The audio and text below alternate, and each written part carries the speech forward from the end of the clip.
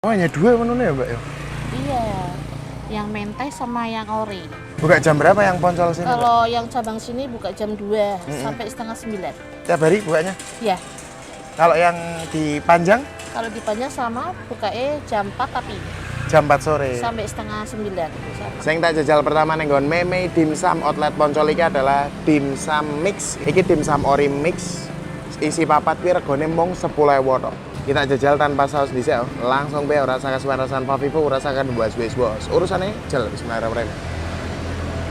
Ayamnya kroson men. Sing loro ki ana topping jamur. Jajal nek tak kai saus kok. Iki sing ana norine ki. Dengan Meme Dimsum iki sampean juga iso nambah chili oil iki 2 bungkus. Regane 3.000. Dan iki dimsum mentai kira-kira porsinya 15.000, isi 4. Saus mentaine. Oh, saus mentaine creamy, pedes, gurih. Meme Dimsum Outlet Poncol sing tak parani iki dik tuku Poncol, ngalor, kuwi dawet durian barbar lha kuwi sak kulone. Ning outlet Poncol iki buka dik jam 2 awan nganti ana juga outlet ning Kandang Panjang.